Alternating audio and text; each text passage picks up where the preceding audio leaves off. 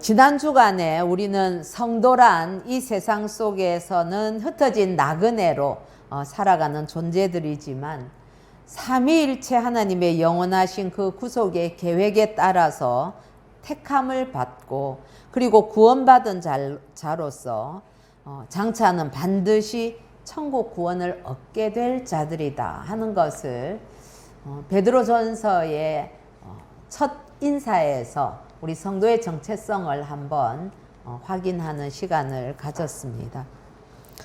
그런데 이 베드로서의 편지를 읽는 흩어진 나그네들은 그들이 고난 중에 있는 것이 실패나 무능함 때문이 아니다라고 말씀을 해주셔서 그게 얼마나 고난받는 자로서는 위로가 되는지 모릅니다. 누구든지 여러분 아무리 믿음이 좋은 사람이라 할지라도 우리의 인생길 가운데서 그 고난을 받으면서 그 시간들이 길어지고 어려워지고 이러면은 다 하나님 앞에서 무척 낙심하게 되고 내가 죄가 많아서 그런가 보다, 내가 잘못해서 그런가 보다, 그렇게 참 자책하는 경우들이 많이 있지요. 그런데 베드로 사도는 그 당시 고난 중에 있던 그 성도들에게 그게 아니다, 당신들이 무능하거나 당신들 잘못이 아니라 하나님의 그 택하심을 받은 결과다 라고 이야기를 해주는 거거든요. 그래서 여러분, 우리가 하나님의 자녀라면 우리가 걸어가고 있는 길에 다가오는 수많은 고난들이 결코 무의미한 고난, 또 아무런 그 유익이 없는 그런 고난이지 않다는 사실입니다. 이게 우리가 살아가면서 붙들어야 될 아주 분명한 진리라고 저는 생각을 합니다. 그래서 고난 받는다고 해서 내가 하나님 앞에 벌 받나 보다, 그렇게 절대 생각하셔서는 안 됩니다. 물론 하나님께서는 때로 우리가 잘못했을 때 우리를 징계하실 수 있습니다. 그러나 그 징계마저도 하나님은 철저한 사랑으로 하시는 징계이지 징계를 위한 징계를 하시는 분이 아니죠. 우리가 우리 아이들이 잘못했다고 해서 아이들에게 회초리를 댈 때에도 그거는 애를 때리는 것, 그거 즐기기 위해서 회초리 대는 부모는 아무도 없지 않습니까? 아이를 바른 길로 가게 하기 위해서 혼내기도 하고 회초리를 들기도 하지요. 그것과 마찬가지라는 사실을 오늘 이 베드로서를 통해서도 고난과 성도들의 관계가 어떠한가를 우리가 한 번 더 그려볼 수가 있겠습니다. 세상 사람들 볼 때는 그래서 성도들이 실패자이고 낙오자처럼 보일지 모르지만은 사실은 창세전에 하나님의 기쁘신 뜻 가운데서 계획되고 예정되어서 역사와 시간 속에서 하나씩 성취되어 가고 있는 그 과정 중에 있는 것이 나그네의 삶이라는 사실입니다. 여러분, 이걸 우리가 어떻게 머리로 다 이해할 수 있으며 또 설명할 수도 있겠습니까? 그럼에도 불구하고 이 놀라운 진리는 우리를 감격시키기에 조금도 부족하지 않은 그런 진리이지요. 그런 의미에서 보더라도 교회와 성도는 우연히 존재하는 것이 아닙니다. 여러분, 이 교회라는 것이 사람들이 뭐 일부러 이렇게 고안해서 만들어낸 단체가 아니지 않습니까? 우리의 믿음도 마찬가지입니다. 내가 스스로 마음을 지어 먹어서 내 의지와 결단으로 믿은 것이 아니라는 사실이지요. 처음에 이런 진리를 알지 못할 때는 저는 늘 내가 내 발로 교회에 왔으니까 내가 믿는 것이다, 그 내가 하는 것이 참 오랫동안 갔었습니다. 그러나 믿음이 내 의지와 결단으로만 이루어진 것이 아니라는 사실을 우리가 알 수 있는 것이, 이건 창세전에 성부, 성자, 성령 삼위일체 하나님께서 의논하시고 계획하시고 그리고 디자인을 하셔서 우리 각 개인의 역사 속에서 성취되고 진행되어 가고 있고, 앞으로 또한 완성될 어떤 하나님의 신적인 그런 작품과 그 결과와 이런 것이 바로 우리의 믿음이고 교회 공동체라는 사실을 생각할 때에 우리가 신앙생활 하면서 우리가 몸담고 있는 이 공동체, 그리고 우주적인 이 그리스도인들의 교회 공동체가 얼마나 소중한지 모르겠습니다. 이처럼 사람의 기준이 아닌 하나님의 계획에서 본다면 교회의 외형이 크고 작은 것으로 그 교회에 대한 평가가 이루어져서는 안 되는 것이지요. 그리고 또한 우리 자신도 그렇게 외형이 적다고 해서 초라하다고 그렇게 위축될 이유가 없습니다. 왜냐하면 우리 뒤에는 우리 교회의 사이즈가 어떠하든지 간에 우리 뒤에 또 우리 안에 성삼위 하나님이 함께 하시기 때문에 그렇습니다. 그래서 성도는 잠시 체류하는 그런 순례자로 살지만 성령의 거룩하게 하심을 따라서 하늘 시민권을 가지고 이 세상과는 구별되게 살아가도록 부름을 받은 너무나도 거룩한 나그네들입니다. 여러분, 성경에서 로마라고 하면 가장 그 당시에 화려하고 번쩍이는 그러한 월등한 세상을 의미하는 것입니다. 그런데 여러분, 이 세상이 우리의 종착점이 아니라는 사실을 기억해야 합니다. 여러분, 우리가 다다라야 될 곳, 그 영혼의 항구는 바로 거룩한 하나님의 나라입니다. 이 세상은 그 하나님의 나라로 가기 위해서 건너가고 지나가야 될 다리일 뿐이라는 사실이죠. 여러분, 다리 위에다가 집을 짓는 사람을 보셨습니까? 이쪽에서 저쪽으로 건너가기 위해서 다리들을 다 힘들게 놓는데 그 다리가 아무리 예쁘다고 해서 그 다리에서 살려고 집을 짓지는 않는 것이지요. 그냥 건너가기 위해 만드는 다리일 뿐입니다. 우리는 그 다리를 함께 지나가는 동력자들인 것입니다. 사랑하는 성도 여러분, 이 우리의 여정은 언제 시작이 되었겠습니까? 예, 그렇습니다. 예수를 믿는 순간 성도들의 삶은 여행이 시작이 됩니다. 아름다운 경치와 문화를 탐방하는 그런 세상의 여행도 참 즐겁습니다. 그러나 세상 나라에서 하나님의 나라로 이동하는 거룩한 순례의 여행이 성도가 가고 있는 여정이라는 사실을 우리는 잊어서는 안 될 것입니다. 그런데 여러분, 우리 안에는 세상을 너무너무 동경하는 그런 욕구가 항상 자리 잡고 있지요. 그래서 이 순례길 여행을 즐겨하는 사람은 그렇게 그닥 많지가 않습니다.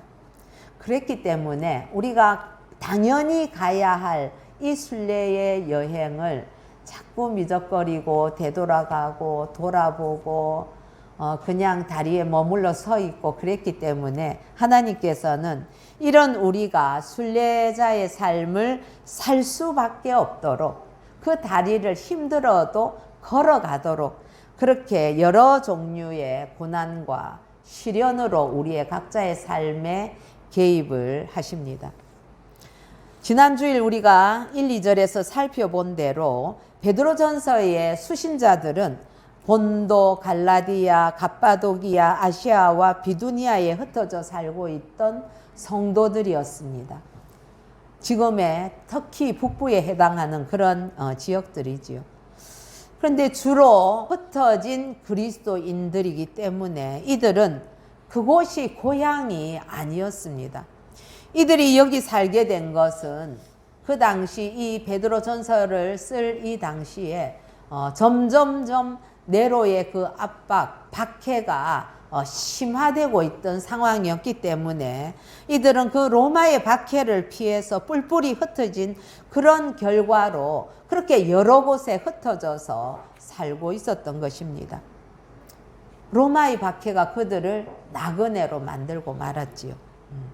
그런데 여러분, 베드로는 이들이 당신들이 나그네로 사는 것은 운이 없어서도 아니고 생존 경쟁에서 낙오된 결과도 아니다. 그렇게 하면서 오히려 그것은 선택받은 그리고 특별하고 복되고 거룩한 나그네들이 바로 당신들이다, 성도들이다 라고 첫 소절부터 우리를 위로했었습니다. 오늘 본문 3, 4절은 여기에 더해서 이 편지의 수신자들, 그 당시에 흩어져 있던 그리스도인뿐만 아니라 지금 우리들까지 우리가 얼마나 영광스러운 나그네인지 좀 더 자세하게 설명을 하고 있습니다. 우리 3절 같이 한번 읽어보십시다. 시작. 우리 주 예수 그리스도의 아버지 하나님을 찬송하리로다. 그의 많으신 긍휼대로 예수 그리스도를 죽은 자 가운데서 부활하게 하심으로 말미암아 우리를 거듭나게 하사 산 소망이 있게 하시며. 그렇습니다. 지금 이 3절도 이제 한글로 번역할 때에 상당히 길게 번역이 되어 있습니다. 사실은 3절부터 12절까지가 원문에서는 한 문장으로 되어 있는 그런 복잡한 구조입니다. 그런데 오늘 이 3절 문장이 길지만은 요약하면 무언가 하면 찬송하리로다 하나님을, 이렇게 요약을 할 수 있는 것이죠. 왜 하나님을 찬송합니까? 마지막에 보니까 산 소망을 있게 하셔서, 산 소망을 우리에게 주셨기 때문에 하나님을 찬송한다라고 고백하는 것이죠. 그리고 앞에 하나님을 수식하는 말로 우리 주 예수 그리스도의 아버지라고 붙어 있고, 그리고 그 소망의 공급원, 원천으로서는 하나님의 많은 긍휼로 말미암은 거듭남과, 그리고 소망을 주신 수단으로서는 우리 주 예수 그리스도의 죽으심과 부활을 말하고 있습니다. 사랑하는 성도 여러분, 우리는 다 순례자들이고 나그네들인데 그럼 어떤 나그네들이라고 하고 있습니까?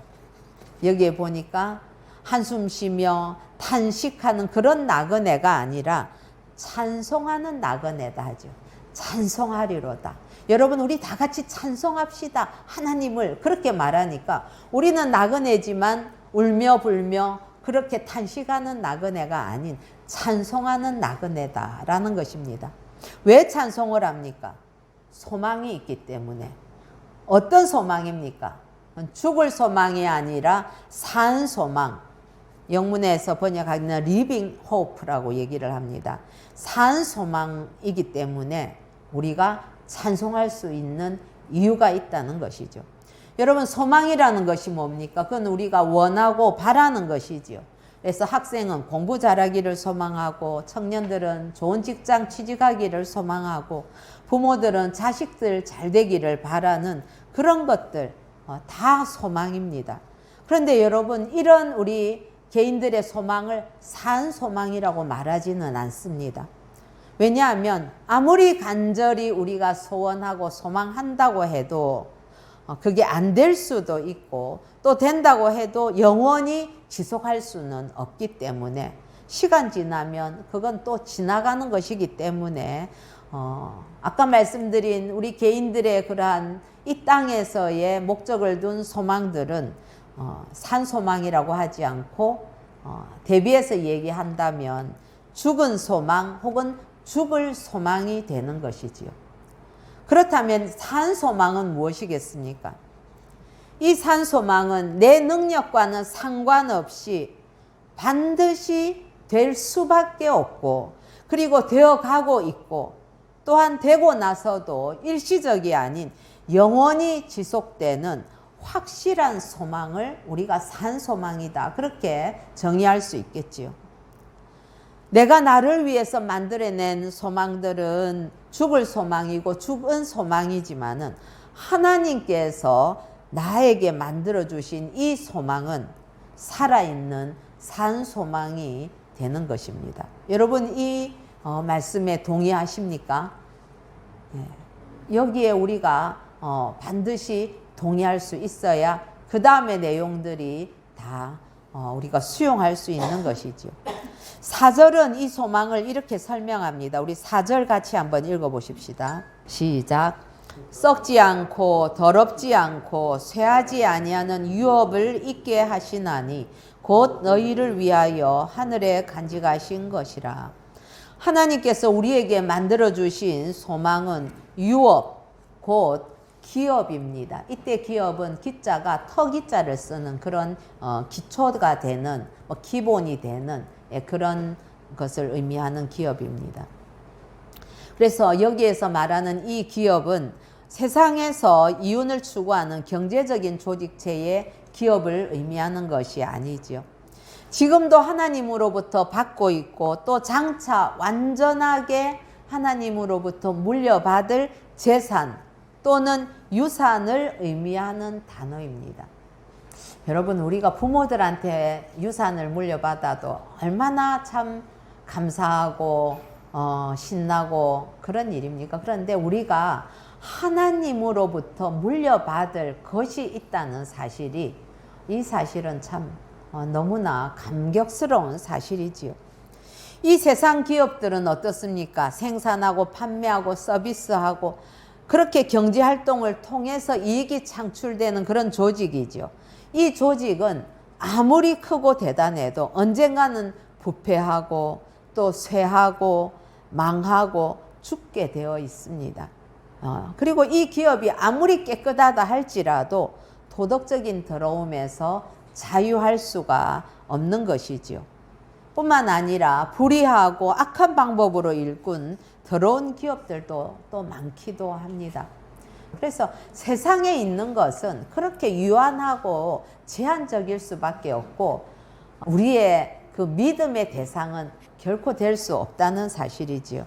그런데 성도가 하나님께 받은 그 기업, 그리고 받을 그 기업은 어떤 것인가 하면 썩지 않고 더럽지 않고 쇠하지 않는 영원 기업, 영원한 유업, 유산이라는 사실입니다. 우리 5절도 같이 한번 읽어보십시다. 시작. 너희는 말세에 나타내기로 예비하신 구원을 얻기 위하여 믿음으로 말미암아 하나님의 능력으로 보호하심을 받았느니라. 5절에는 이렇게 말세에 나타내기로 예비하신 구원이라고 이야기하면서 우리가 받는 이 기업에 대해서 조금 더 구체적으로 밝히고 있습니다.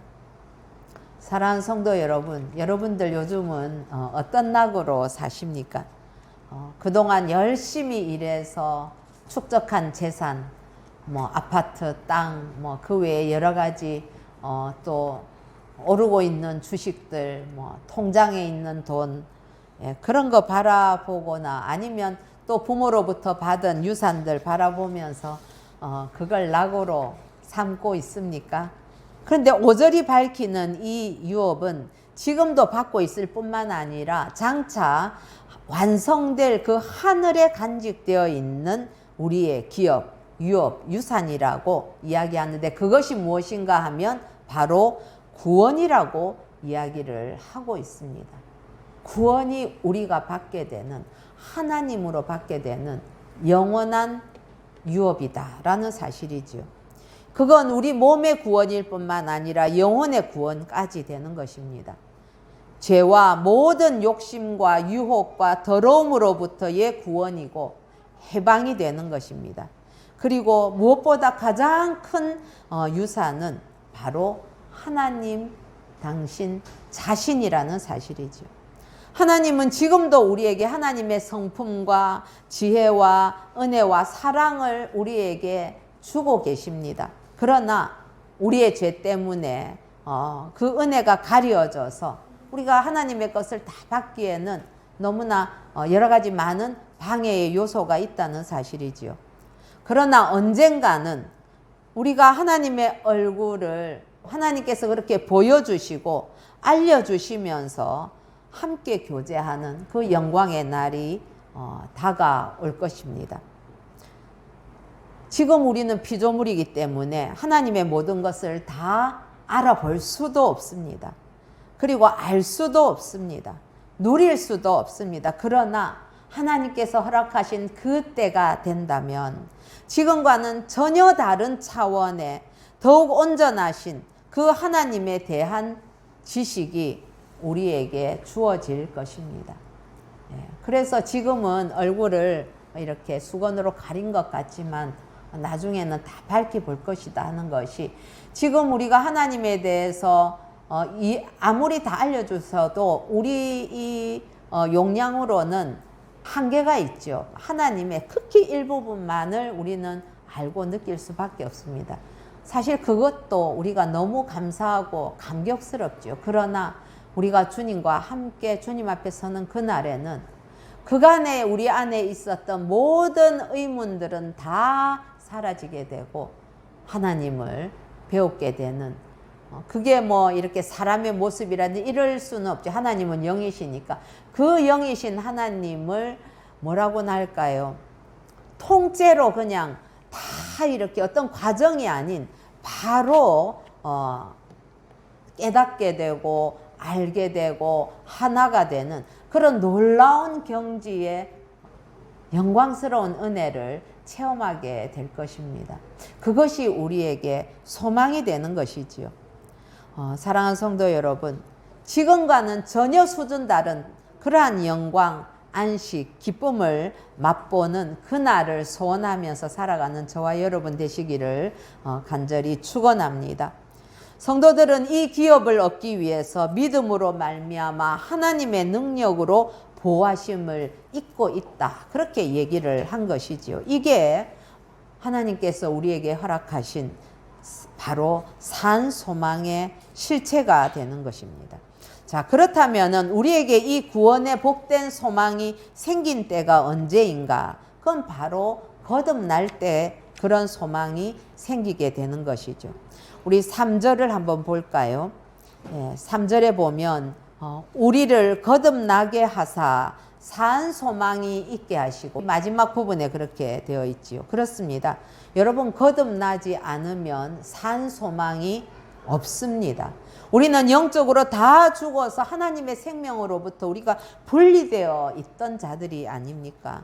생명에서 분리되었기 때문에 죽을 소망, 죽은 소망을 가질 수밖에 없었는데, 시간이 지날수록 우리의 육신까지도 노쇠하고 부패해서 죽어가는 이 상황, 그리고 죽음 이후에는 지옥에서 영원토록 하나님의 심판과 형벌과 저주를 받아야 할 존재가 바로 우리들 아니었습니까? 이 지옥은 이미 우리에게 거듭나기 이전에 우리의 실체 자체가, 우리의 주소가 이미 지옥으로 정해 있었고, 삶 자체도 그런 속을 걸어가는 그런 상황이 우리들의 상황이었습니다. 무엇이 우리를 그렇게 만들었습니까? 우리의 그 죄가 인생을 그렇게 철저하게 완전하게 부패되게 만들었던 것입니다. 그렇기 때문에 우리가 지금은 뭐 이 일 저 일 때문에 잠시 잠깐 울고 웃고 하지만은 이런 사실, 우리 인간들에게 주어진 이런 엄연한 사실을 실제로 깨닫게 된다면 결코 웃을 수 없는 정말 비참한 실제이고 끔찍한 실상이 바로 우리 인생들이 직면한 현실이라는 사실을 기억해야만 할 것입니다. 그렇기 때문에 우리가 거듭난다는 것은 이런 상태에서 다시 태어난다는 말입니다. 여러분, 우리가 아주 좋고 양호한 상태에서 잘 있다가 거듭나는 것, 그거 사실은 우리에게 큰 의미가 없을지도 모르지요.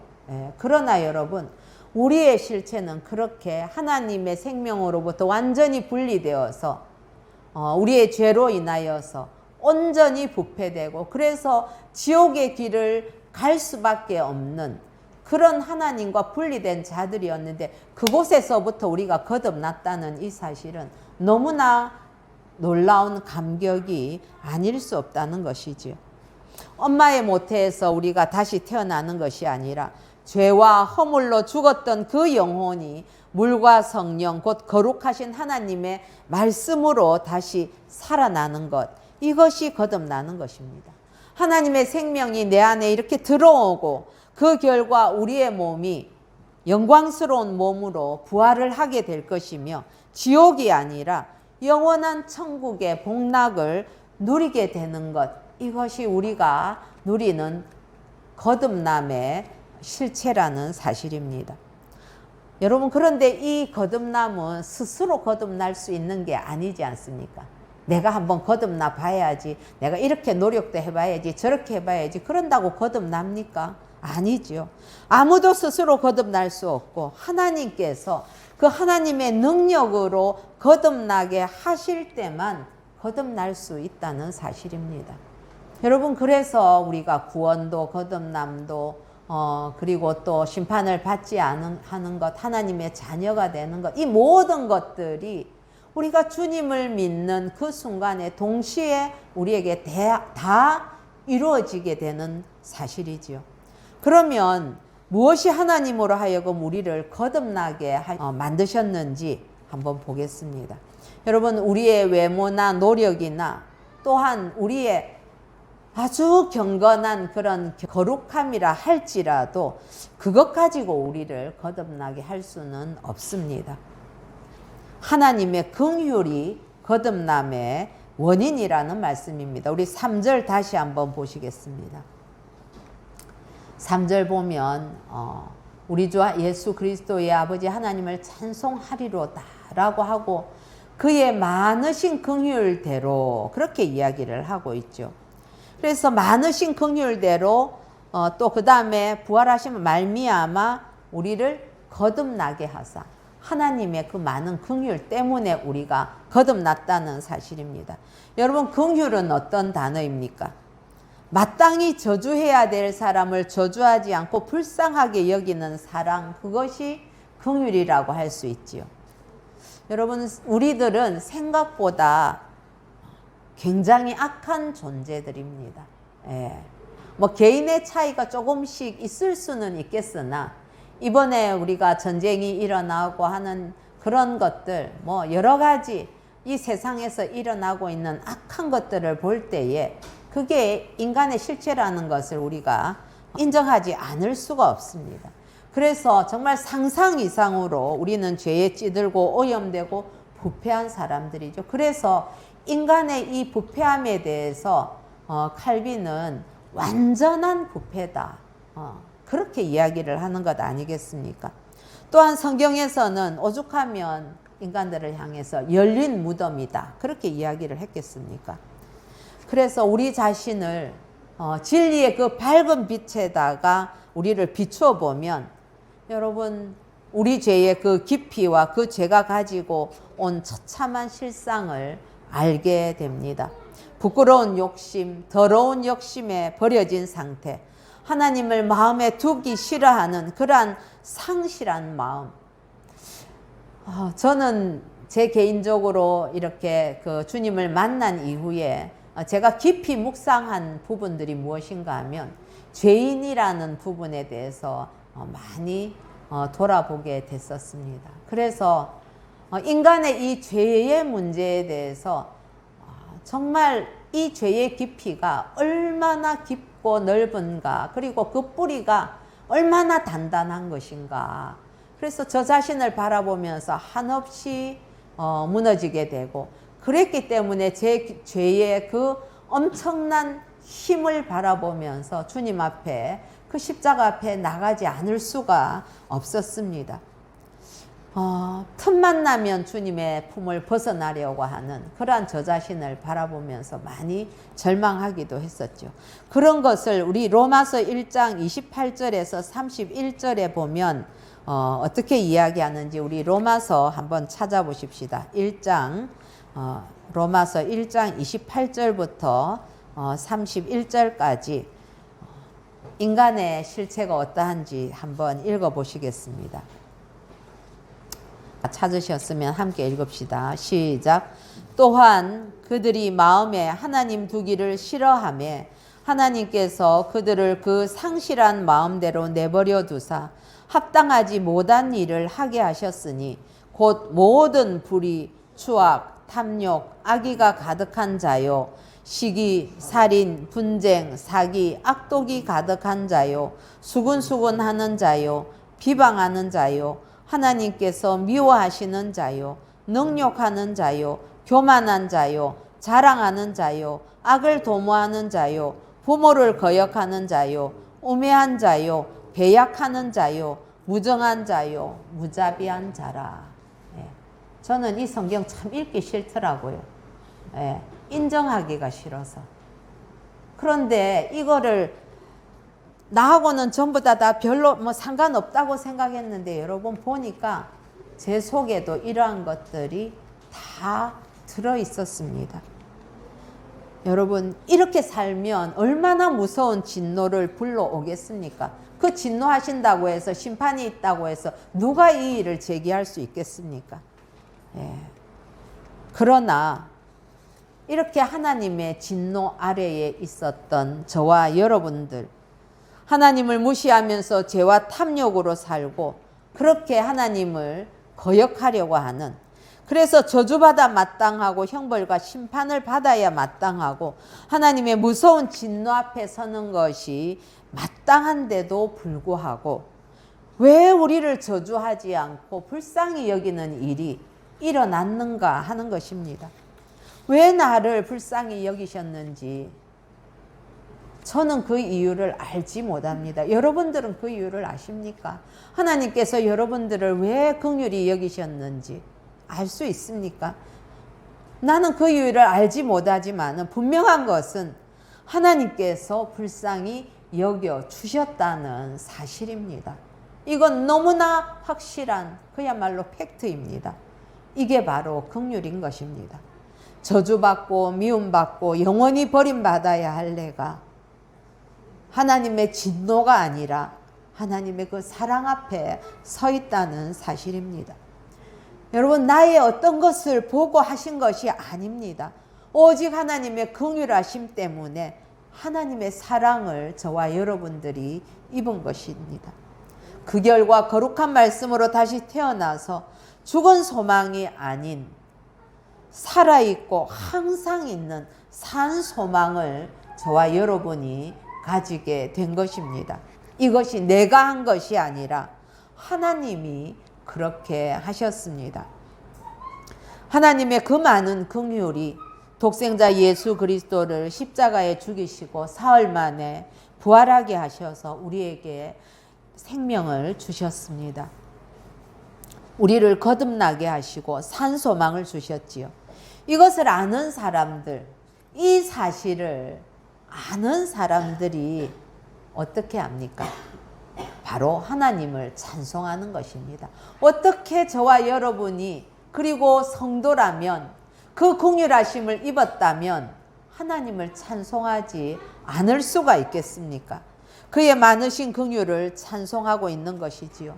고난 가운데 있지만은 불같은 시련 때문에 그 당시에 그 베드로 사도의 당시에 수많은 믿음의 사람들이 이곳저곳 고향을 떠나서 박해를 떠나서 뿔뿔이 흩어져 있는 나그네가 되었지만은 그들은 찬송하지 않고는 견딜 수가 없어서 그래서 베드로는 찬송하리로다 우리 주 예수 그리스도의 아버지 하나님을 이라고 찬송하게 된 것이지요.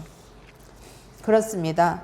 우리는 하늘에 간직된 우리의 기업인 구원을 소망으로 받았습니다. 그리고 하나님의 그 긍휼과 하나님의 능력 가운데에서 우리는 보호되고 있습니다. 여러분 걱정할 것이 없습니다. 하나님 안에 있으면 걱정할 것이 없어요. 하나님의 능력이 우리를 보호하고 계시거든요. 그걸 생각한다면 고난이 있고 어려움이 있다고 해서 결코 절망하거나 낙심해야 될 이유가 없는 것이지요. 2차 세계대전 당시에 가장 참 끔찍한 학대, 잔인한 고문으로 악명이 높았던 아우슈비츠 수용소.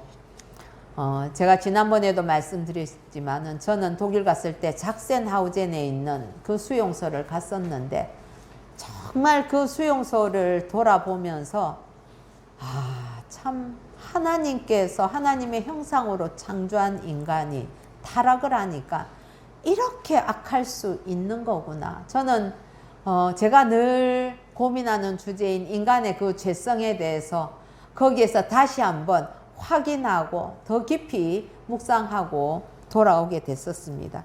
그런데 이 아우슈비츠도 뭐 굉장히 가장 악명이 높았던 수용소지요.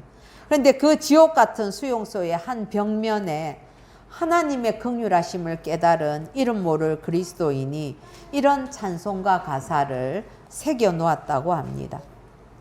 하늘을 두루마리 삼고 바다를 먹물 삼아도 한없는 하나님의 사랑 다 기록할 수 없겠네. 하나님의 긍휼, 그 많은 긍휼이 나를 거듭나게 했고 그 결과 하늘에 속한 산 소망을 받은 사람들은 환경을 초월해서 이렇게 노래하는 것이죠. 그 당시 유대인이었으면서도 그리스도인인 사람들도 단지 혈통이 유대인이라는 것 때문에 그들은 무차별로 다 수용소에 잡혀왔었던 것이죠. 이번에 목사님 가신 캄보디아도 킬링필드가 있었다는 걸 알지요. 폴포트 정권 때 한 3년 동안 거의 100만 명을 죽였다고 하는데 그때도 그들의 그 잔악함이 이루 말할 수 없었다고 하지요. 그런 어떤 그 학살들, 제노사이드라고 하는 그런 것들이 인간에게 보면 수시로 역사 속에서 드러나고 있는 걸 본다면 하나님이 긍휼이 아니고는 우리가 하나님의 사람으로 산 소망을 도저히 가질 수 없는 존재구나 하는 것을 우리는 겸손히 고백할 수밖에 없을 것입니다.